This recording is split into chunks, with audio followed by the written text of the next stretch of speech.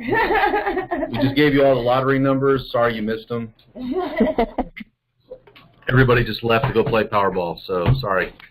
Oh, man. It was just us. Well, good day, good afternoon. Glad you guys are all in attendance. Hey, everybody here. So we're going to visit on a couple of things today. We're going to talk about how to get in the door, and we're going to let Bill share because Bill is the master of getting us in the door. And then we're going to talk about building rapport because the most important things are once we get in the door, the value then is once we get in the door. That's the first part of it. The second part of it is getting the contract signed. I mean, it's great. We can get in front of people all day long, but at the end of the day, if we have 14, third-party authorizations and no contracts, no one's getting paid. So, for just a minute, I'm going to let Bill come in and talk about his great ability to get in front of people, and then we're going to talk about building rapport. See where you want. So this is Bill. Bill's going to talk.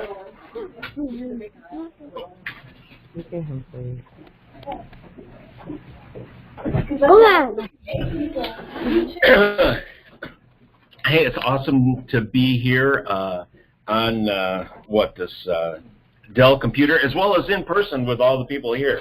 And my section is going to be really quick because Jeff is so awesome. He has a ton of material to go over, and so I'm going to go ahead and I'll be turning it right over to him.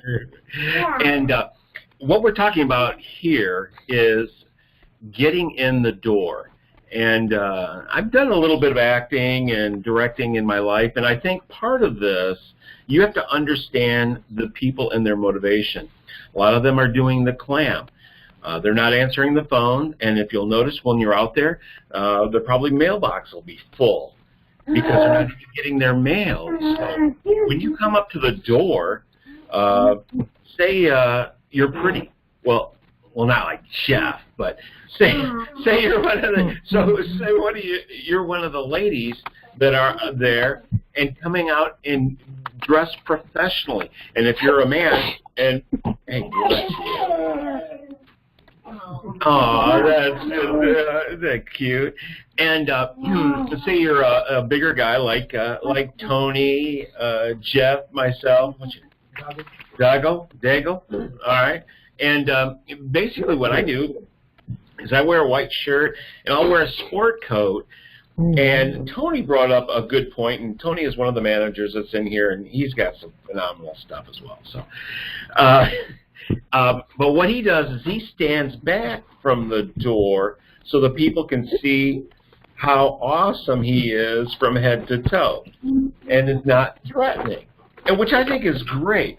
I also have Jeff, if you'll pass me my handy-dandy clipboard. This is the clipboard that I have. See, it's nice and fat and it's official. And so when I'm standing at the door, and then I'll stand back and I'll look around as if I'm taking notes. And people often ask me, they go, I couldn't tell if you were a cop or a banker. And either way, they'll typically at least open the door and let you talk to them. Especially if you're new, have your rap ready. I try to create a sense of urgency. Sir, this property is up for foreclosure on May 7th. That's creating the sense of urgency. And that just changes whichever month that you're dealing with. But then the next thing I say is there anybody on your side? I didn't ask them if they got it taken care of. Is there anybody on your side? I've had some people just break down and cry because nobody has said it. I've had people slam their door on me too. I mean, just want to be honest about it. But you're building that instant rapport and you're getting in the door, and then you can call Susan to have her help that client. But you're getting them to like you, and you're going to want that when you're there because you're the one in the house. So you want them to like you. And then after that, then you move it on over to Susan and let her close with a third-party authorization. This is assuming that it's your first time there. I mean, is that right, Jeff? So look good, be confident, and have your rap down like a good actor. But salesmen, they are actors. They just get paid better than regular actors. Oh yeah. So have your lines down, and you only need a couple of them. It's the first ones that are when you're nervous. But once you're successful, it makes it easier to get out of that car, walk up to the door, and knock. Why don't you do a role play? Some of these guys haven't seen it before. You and I can do one. Just don't sit next to you so they can hear you. Do a role play. You the homeowner, and then go knock on the door. Okay. And I'll turn it on Tony. We're going to do a role play so that we can watch. Nice to see you. Okay. Not me. You're the star. Yeah. Tony's going to be the homeowner. Okay. Let me start, before I bring Tony in, many of the people what you're going to see out there have the Ring doorbells, okay? And what the rings are is they're a camera and a microphone, and a lot of them have an app. So you'll have a lot of people that will have it on their phone. Go up to the door, they'll say, "Who is it?" I go, "My name is Bill Cox," and then I put this up there. This is my name tag. I'm with Christian Consultants. This property is up for foreclosure auction on May 7th. And they'll start to say something, and then I'll go, "Is anybody on your side? Is anybody helping you?" And then they might go into some bull or whatever. But at least you're letting them know that you have empathy for their situation. And believe it or not, you're probably going to be one of the few people that have approached them like that. All right? Does that make... Okay, and now what we're going to do is we're going to... Tony is going to be the homeowner, and I'm going to walk up to the door. Yeah. Okay. I'll be as ornery as you want. Yeah. I've had some pretty ornery ones. Oh, yeah. Yeah, me too. Hello? Hello, is this Mr. Tony? That's my interview. My name is Bill, and I'm with Christian Consultants. This particular property is up for foreclosure auction on May 7th. Is there anybody that is helping you? No, I got to take care of it. Don't worry about it. Well, how do you have that taken care of? Hey, did you do a loan modification? Were they able to reinstate your loan? Yeah, we've done the loan modification. It's all done. Okay, here, let me give you a couple of tips on it. Typically, the loan modification may take a couple of weeks, okay? Once you get that approval through, you might want to go ahead and get the piece of paper and then put it up in your window so guys like me don't come around and bother you, okay? How about this, Mr. Tony? It seems to me that it probably has not been totally approved yet. How about if I follow up with you in a week to help you out? All right. Okay. One other thing I'm going to do.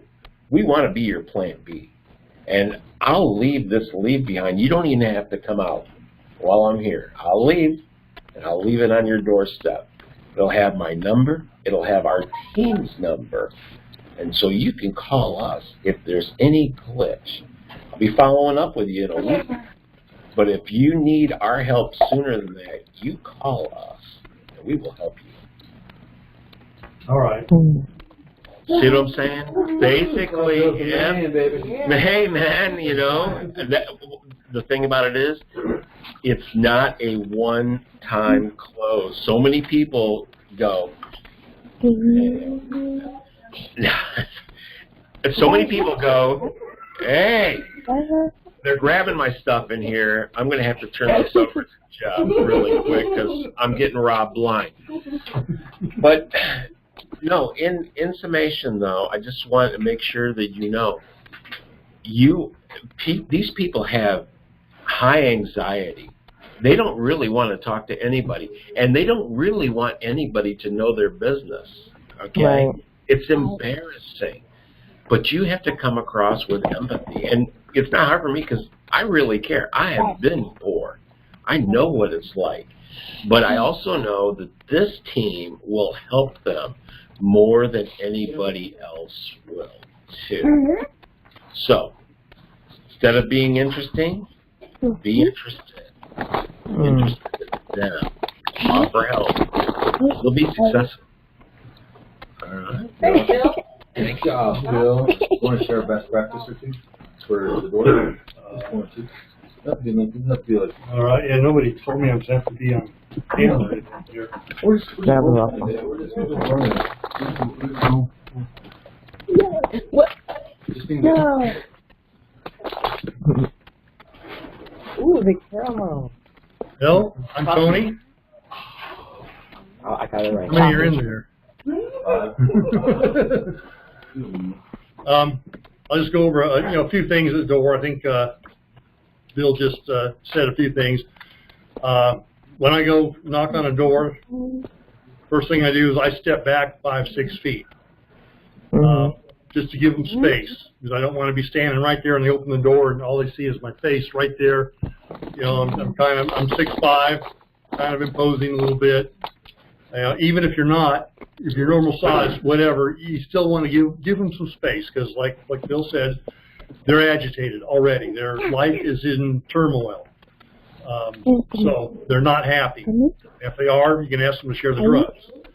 But no, they're really, so give them space. And like Bill said, I try to speak softly. Because then I've got to overcome, I don't want them to be afraid of me. And some of them are, well, I don't know, it might be their situation or whatever, but I've had people not even open the door. They look through the little window on the side of the door or something, and the door never gets opened. Anyway, I stand back and I'll tell them why I'm there. Your house is on the May foreclosure list, and we would, as I explained it, I am from Christian Consultants. We would like to help you through the process. That's the way I say it. The way Bill does it is excellent. I even wrote it down over here, so I'll incorporate it in mine.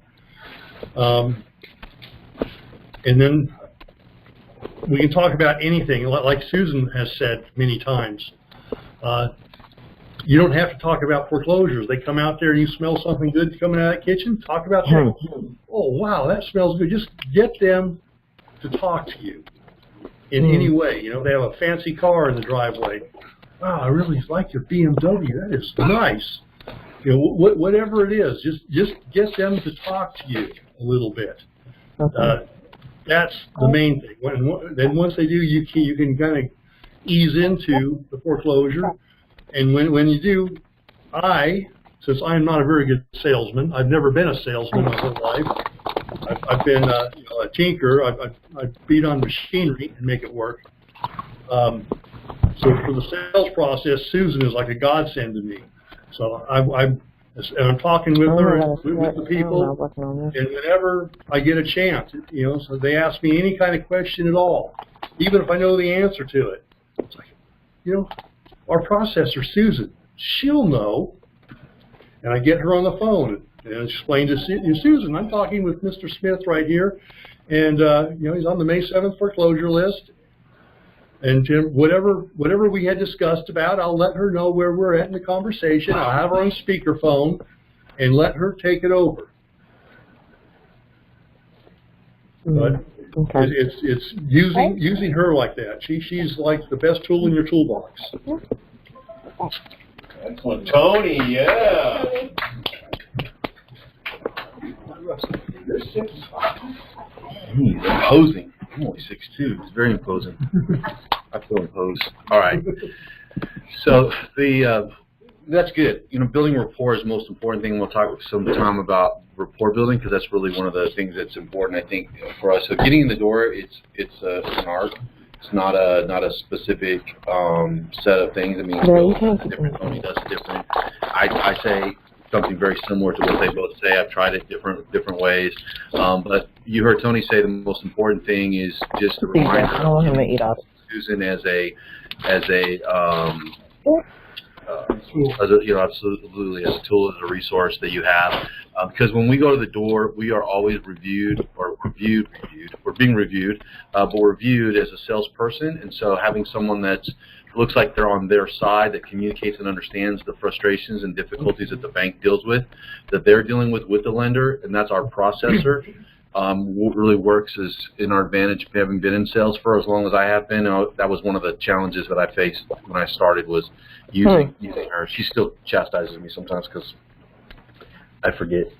I conveniently forget sometimes because I think I got it, but I don't always. So anyway, that's it. But so let's talk about the next phase and why what Tony and Bill are saying is really important, because the whole idea is, first and foremost, is phase one is to get them in there, build the relationship, and we're getting the third party authorization. We're coming back to them with the understanding that especially now these next couple of weeks, we may have some solution of hope for them. We don't know what it is yet, and as you know, if you've been here any period of time, you know that that's pretty much not. There really are very few options, if any, and we just want to be able to come back to them and say, hey, we have something for you. And so as much time as we can spend, I think, initially early on, building the relationship with them and listening to them. One of the things I always ask them when I get in there is, tell me your story. Tell me what's going on. Tell me about the house. Tell me about the situation. And then just shut up and listen. Because, you know, try to find an empathetic point of contact, and you want to let them do that, because like you heard Bill say too, is, you know, that you want to connect to them. They want to connect to you, because when we go back a few days later with a contract, we're going to get Kevin on the phone to talk about the contract aspect of it. You want to have built a relationship with them to a degree that they're going to be willing to listen to what you have to say, that it is a viable solution from someone that they understand, they feel like maybe has some credibility to them, that you're not one of the other yahoos, because we're not the only people out there that are calling them. We're not the only people out there sending them letters.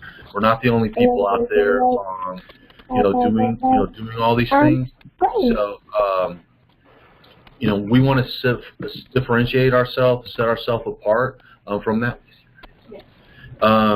Maybe your lunch. We want to differentiate ourselves, and so it's imperative that we get in there. And I want to say that a lot, because we get to the end of the month, we have a lot of third-party authorizations, and what we don't often have is we kind of short on contracts, and that's what we really want, because that's how we get paid. And so spending that extra time learning about it. One of the tricks that I've been using, Kevin shared about using, is when you get in there, show me your house. Tour your house. Show me your house. If you sat down with them for 15, 20 minutes, ask them to walk you around, show your house. Hey, hey, I've done some remodeling. Hey, I've done this. Hey, I've done that. Well, show me your house. Show me your house. And I always tell people, look, I'm a guy. I'm not judging you. I'm not here to judge your laundry pile. Man, if you saw my house, I have a 13-year-old. It's a pigsty. You know, his room is a disaster. You know, I do the same. I use, because I just want to see. And as you go through the house, you can start looking at things, and it helps them to get to the understanding where it starts to begin to prime the pump that, hey, I may have to sell the house. You know, and it's not a home. It's a house. You change the terminology, and getting in there and building that. There's the last few contracts that I've worked on have gotten signed were with people that already had appointments with other people, and I spent a lot of time with them and built rapport with them, got to know them, got to know their situation, got to know what was going on with them, and so when we went back with the contract, it went a lot smoother. And I think for us, not worrying so much about the sale aspect of it is as much as communicating our passionate need for that help. There's been times when even Kevin and I have gotten off the phone with the people and hung up. They haven't signed then right away, put the contract down, walked away, and then I just sat and talked to them some more. And I'm like, what else are you going to wait for? I mean, realistically, you don't have another option. You know, this is it. So we called Kevin back on the phone. They want more money. Because I always ask them, you know, what is it? What's the no? What's the no for?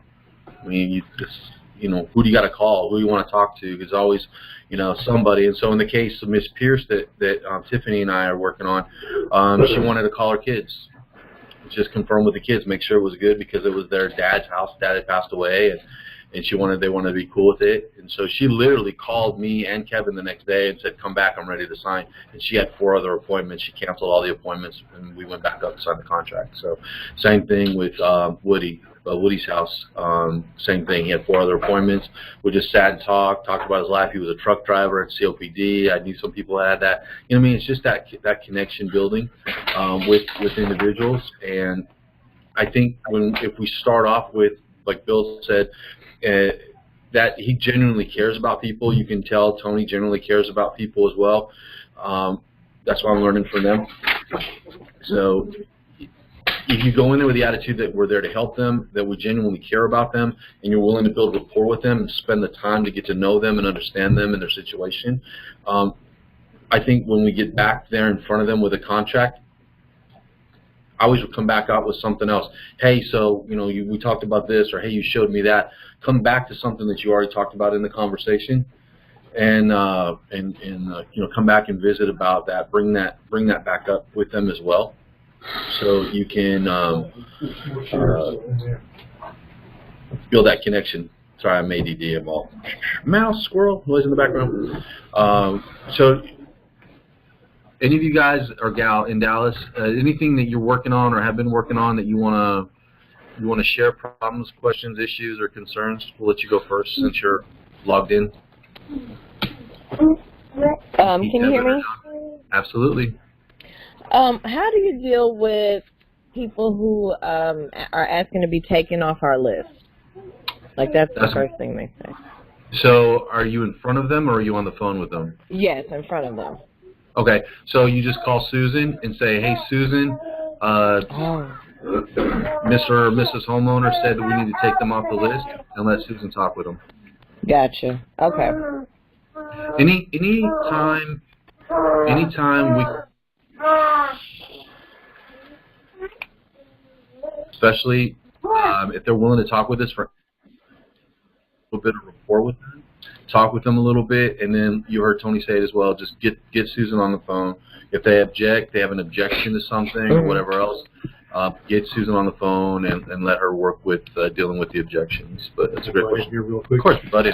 I'm going to just go with that. What I do, since I'm not the greatest salesman in the world, and I know that, I want Susan on that phone.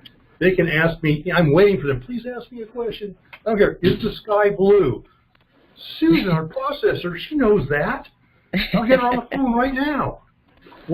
Any question they have, I'm waiting for them. Please ask me a question. As soon as they do, I got Susan on the phone. Okay. It's a resource that I took a long time and struggled with utilizing until I figured out that I don't have all the answers. I'm not like Bill. I'm not as good. I don't have a cool badge or anything like that. I just got to wing it out there. So Hey, John, I was just calling to ask about your aged leads. What the requirements are. And hey, Kevin, calling about your age leads? You calling us? Or you calling someone else? Oh, Kevin. I think he's on the phone. okay. And what's the minimum? Age leads. I'm all interested now. So I can mute him. Got muted him. Maybe I'll unmute. No, I muted him. That's funny. He's over there selling on our call. What's up with that? He's trying to make money out there. What about Buying leads, or is he selling? I don't know exactly. Are you buying, Kevin? You buying or selling, man? What are you doing over there, bud? He can't hear me. He's on the phone. What about John? Do you got anything you want to talk about or share? I know I've seen you on the call many times. Fantastic. Let's see. So, and they come with all. I kind of want to hear what he's saying. Okay. He's buying. Okay. What's your direct line? Oh, call you back. It's like a sales warehouse. John, you got anything for us? Do you have a direct phone number? I do. It's Kevin. We're just, or I'll just. He's talking to somebody else. We're just talking to him. I'm just being a jerk. Okay, that's fine. That's fine. Where's I just asked for you. Okay, I'm shopping right now, so let me see, and I'll call you back. Shopping. Thank you. What? Shopping? Kevin, what are you shopping for, man? We hear you shopping. Is he that one? I don't know. He can hear us. Can you hear us? We can hear you. Came out and muted us. Oh, maybe he did. Oh, you might have been muted, man. Hey, Kevin, you still there? You buy anything good? Did you buy anything No, good? I'm sorry. I had to take that. That's all right, man. Well, what are you buying? No, we're I'm still muted. Oh, it's on you. we just want to. We're all excited, man. We're wondering what you're buying. We thought we'd get a sales demonstration. Thanks. You got anything that you any tips or tricks or questions? No, I'm listening. I haven't been out. I've been out once, and I had to leave town, so I'm just trying to get on the training to listen up. Oh, very Pick up good. some things. Okay, very cool. Good. Well, I just want to let you guys go first since you guys are remoting in. The most important thing you can do is practice. I know it sounds stupid, but practice. If you have nobody else to practice with, practice in front of yourself. So a couple of things that we do that we work on. If you knock on the door and no one answers the door, one of our tricks that we utilize is what I do. And I don't know if anybody else does it, but when I knock on the door and they are hollering at me through the door who it is, I act like I can't hear them. I pretend like I don't hear them. I take a couple steps back as well, like Tony does, and I start whistling, so I can't even hear them. So I just kind of look around, and then sometimes they're usually not too pleased when they answer the door, but at least I got them come to face with me and I say hi to them. So You don't have to yell in your face. You see your face. No, they got to get close to me. They got to get close to me to yell in my face. So, but that we do that. The biggest ones they always tell you is they got it taken care of. I always ask, great, what does that mean? Man, and this is the other trick. Listen, I do this all the time. I do this. This is what I do. I do this every day. What did you do? Because, listen, you may never see me again, and while I'm standing in front of you, you have someone that does this, like Bill said, someone that cares about you. You know, what did you do? Did you do a loan modification? I start going through the list of objections. Loan modification, right? Did you reinstate? Do you even know what your reinstatement amount is? Start asking them questions, and then they'll start engaging you. And now you're building rapport with them. Awesome. Did you get it in writing? Well, what do you mean? Well, did you get it in writing? Who told you that? Well, they told me on the phone. I'm like, I could tell you anything. I could tell you I'm going to give you $1 million, but unless I put it in writing, it doesn't mean squat. You know?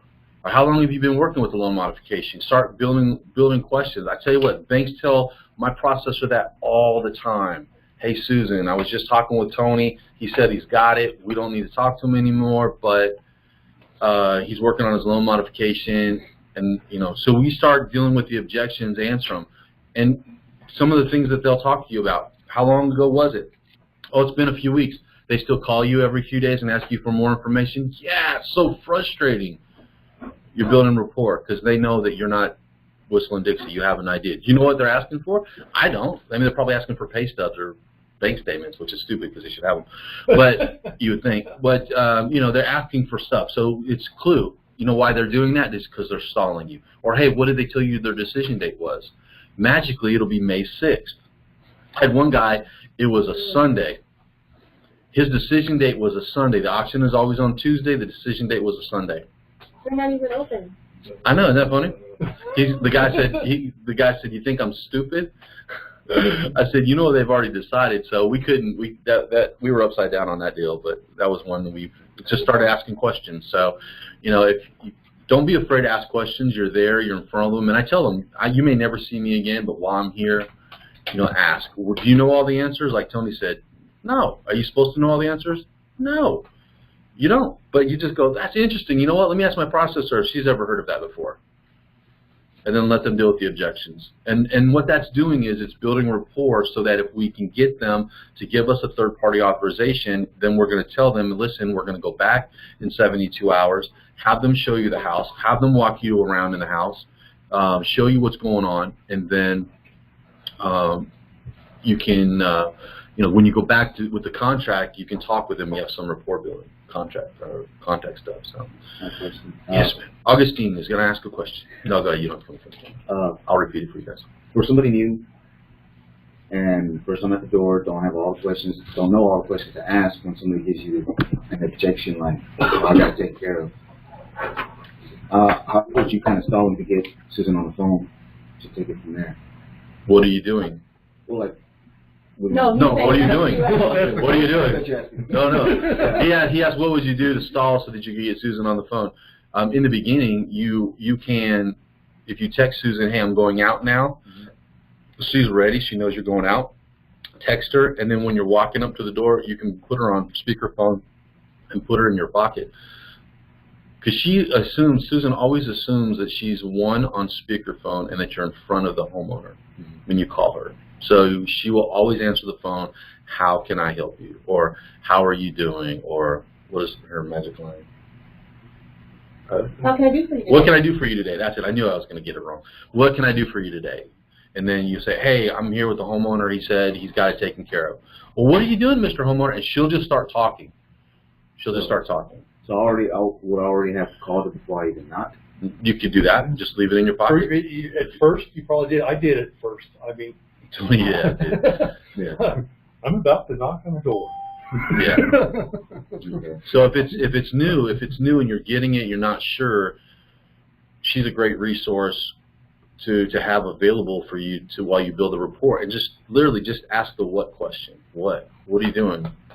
That's great, man. That's so awesome. Hey, tell you what, my processor deals with banks all day long.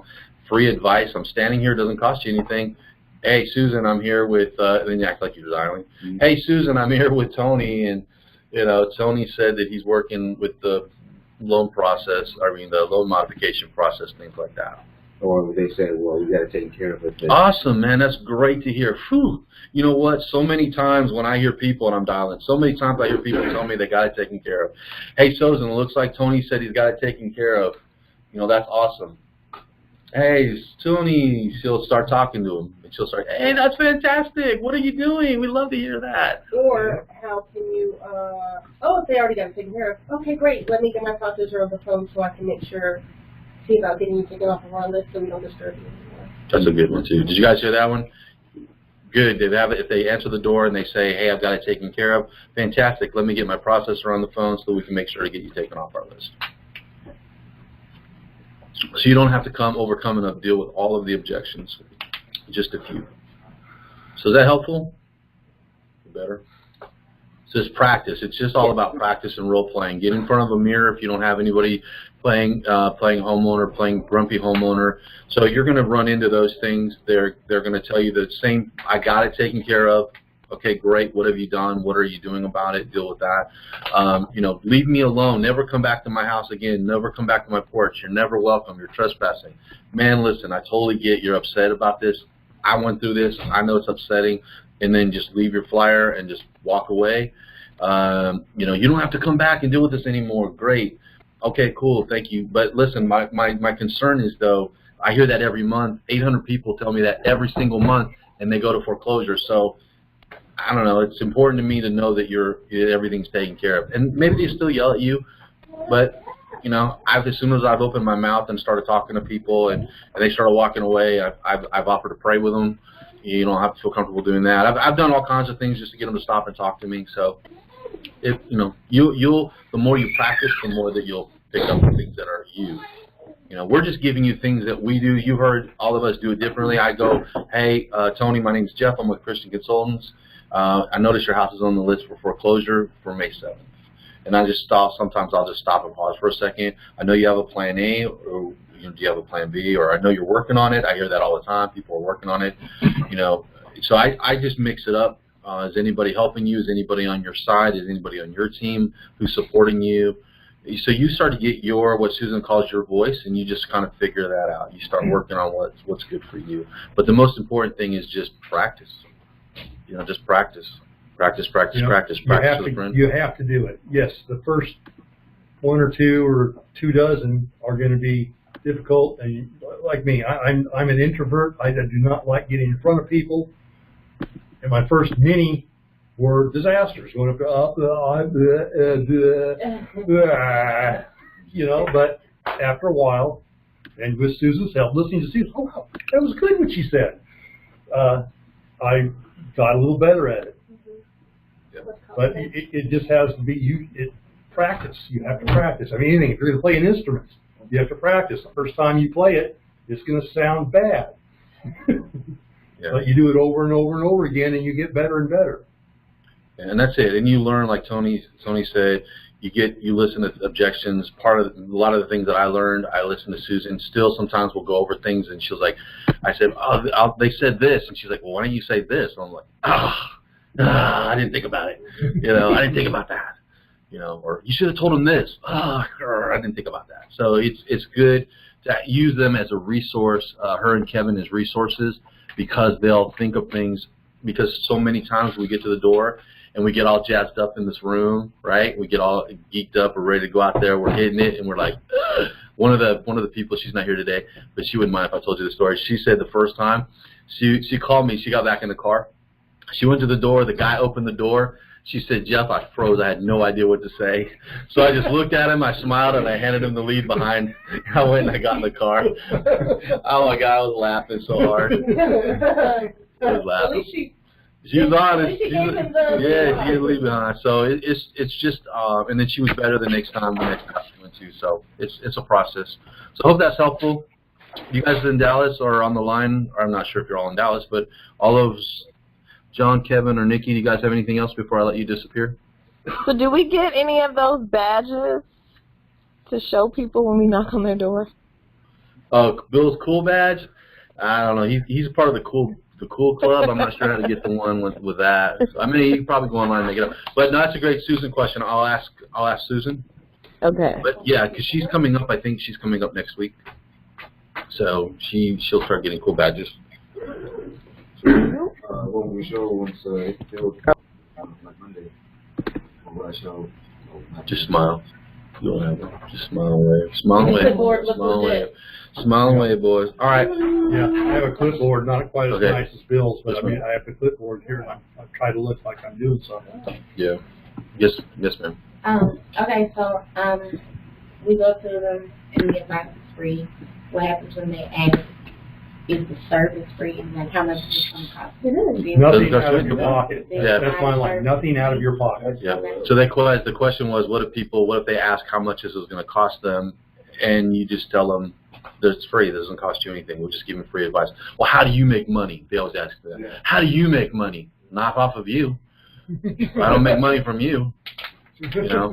We do this. We see about 300, 400, 500 people a month. Some of the people that we work with, guess what? They're so tired.